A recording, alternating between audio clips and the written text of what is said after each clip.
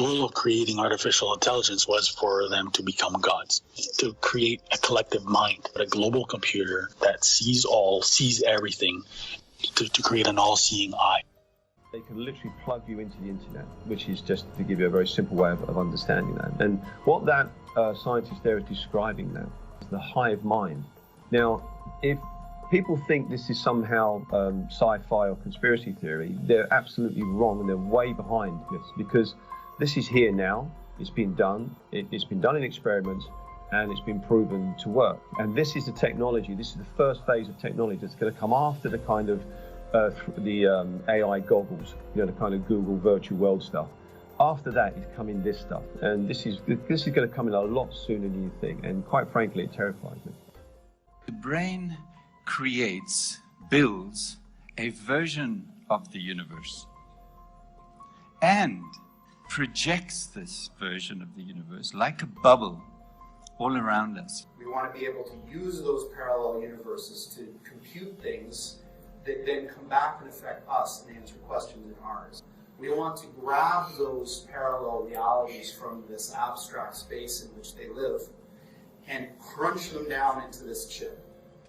Everything connected to the internet will be connected to the mirror world, and anything connected to the mirror world will see and be seen by everything else in this interconnected environment. We have to embody all our data and all our knowledge into a working model. It's like a Noah's Ark, it's like an archive. So the way we're going to do that is to build a kind of Microsoft for the brain, or Google for the brain, where we're going to bring all the information that we have ever accumulated on the brain and bring it uploaded into this environment, organize it, and then we're going to develop algorithms that connect all of this data. We'll be able to start exploring and get inside the brain. You see, today I cannot get inside your brain to see how it works. I can measure it from the outside, but I can't get inside and look at what you see. But with this, you'll be able to step inside a brain and look at how it builds a world. This was a white paper put out by Purdue University in 2006, and the Sentient World Simulation, SWS, went live in 2007, which represents every person on the planet within this computer matrix as a node, and every node is given an avatar, an identifier. And that is real-time, 24/7 monitoring of every person on the planet. The way it works is a device broadcasts a radio frequency, let's say at an individual, and that radio frequency will hook up with the resonant frequency of the individual's mind or body, or in this case, DNA. And they do this by contracting with labs like LabCorp, Quest Diagnostics, etc., who provide lab services for employers, and also the involvement of sperm banks was mentioned in some of the information I saw working for my company. These are perfect ways to acquire an individual's DNA, build a DNA profile on them. And then this information, the DNA of the individual, is used to determine the resonant frequency of the DNA itself. The resonant frequency is then used to fine-tune the technology, the radio frequency signals, the microwave auditory effect, and all of the other aspects of the technology to tune it perfectly to the resonant frequency of the targeted individual's DNA. And based on some of the scientific papers that I've seen written on this, this is possible and it is going on. But it is a lower form of the technology. It is a less advanced form of the technology. The true holy grail in terms of this technology is DNA resonant frequency. It taps right into the DNA, and it does it remotely by resonating with the exact frequency that your DNA resonates. What they do is they get your DNA, and then once they've got your DNA sequence, they can then go to a supercomputer and they can biocode directed energy attacks that will only go and bioresonate with your body. So that three people can be standing right next to you and nobody's going to feel the harassment except you, because these signals are biocoded to your body's tuning only. And then they can send down B2K, they can send down any symptom they want because they're in full control of the bioresonance of your bioenergy. And what happens is once the resonant frequency is found in the targeted individual and the broadcast frequency matches up with that resonant frequency, those two frequencies interlock and they can be thought of as one frequency or one energy.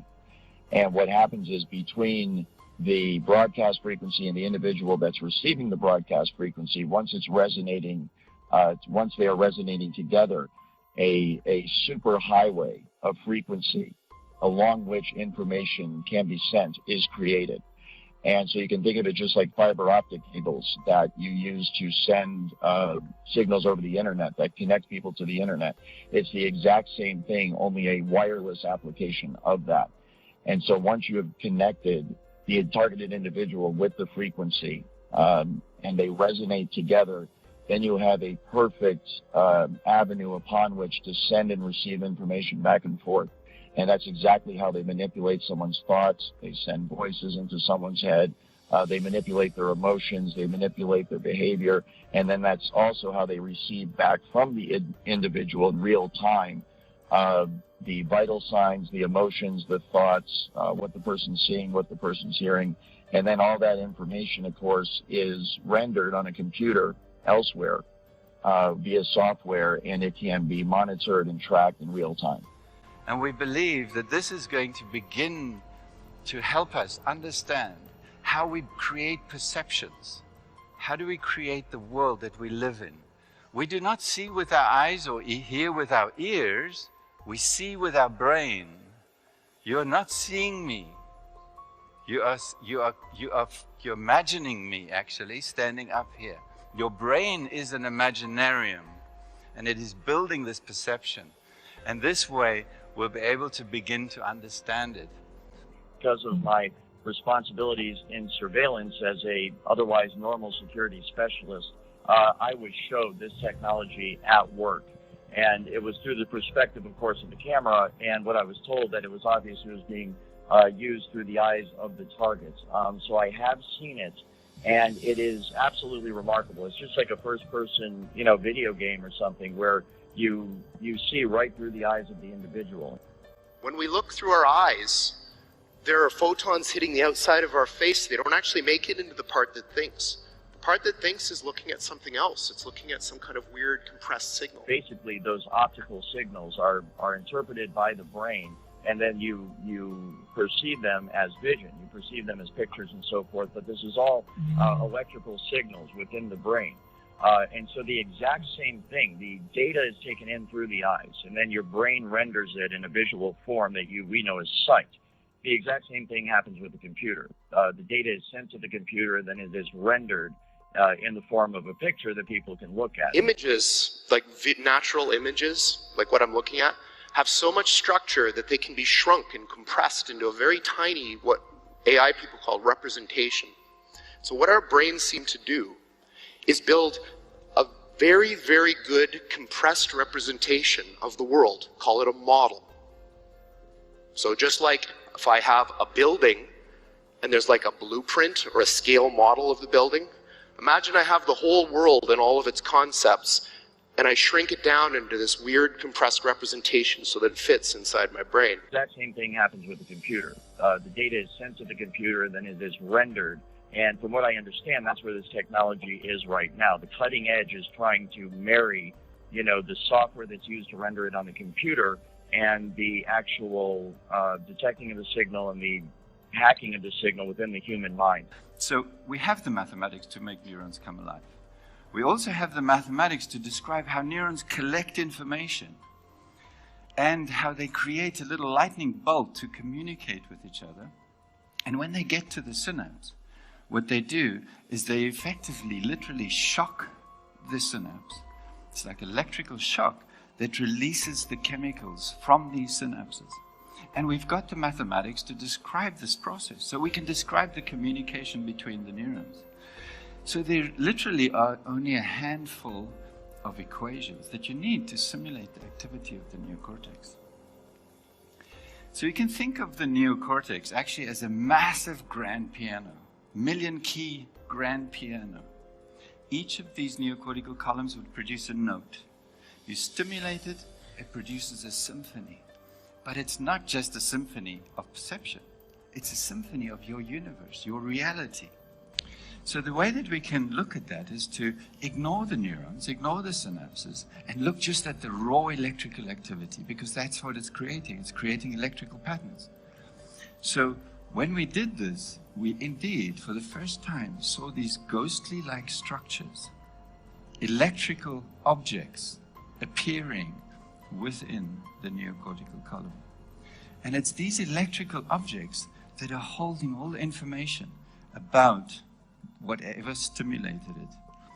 And then when we zoomed into this, it's like a veritable universe. So the next step is just to take these brain coordinates and to project them into perceptual space. It can literally stop your own thoughts from happening and replace them with other thoughts by sending thoughts to your head. And it's so sophisticated that you cannot tell where these thoughts are coming from. There's no way to discern that they're coming from somewhere other than your own mind. So you can imagine how bad this would be for people that don't even realize this technology exists. And they're having these thoughts, which they think are spontaneous, because being under the influence of this technology now, kind of having been on both sides of it, I am just amazed at the way it works. And I know that the thoughts that they beam into your head originate from the exact same place in your mind that your own natural thoughts originate from. So if I didn't know I was under the influence of this technology, then I would have no idea that anyone was influencing my thoughts at all. And that's exactly what it can be used for. It can be used to sway people in terms of their opinion, to make them go along with a certain agenda. It can be used to turn groups of people or individuals against each other for whatever purpose. The entire point of this social engineering program that has been researched and developed for decades now, the full intent within the program, everything that's planned going forward, the day-to-day attitude of all the people, is that this program is going to be rolled out nationwide, and it will become the norm. Every man, woman, and child in America will be under the influence of this technology. And as you can see going forward, what's going to happen is a dividing line is going to be drawn in America. And it's not going to be Democrat or Republican or black and white, rich, poor, Jew, Gentile, religious differences, whatever it is. It's going to be based on who is on the right and the wrong side of this technology, who is on the right and the wrong side of this program. And so if you are not a part of this program, then there is a very real risk that you are going to become a full-blown 24/7 targeted individual. And this technology at that point, when it is nationwide, will be used by automated supercomputer software programming that will manipulate the emotions and the behavior and the thoughts of everybody in the United States of America. And it can all be done remotely. The true control grid is this technology, voice-to-skull, hive mind, behavior manipulation technology. And it can all be done remotely. It can be done simply by targeting you with the frequency, locking into the resonant frequency of your DNA and your mind, and in that manner completely track and trace and control you.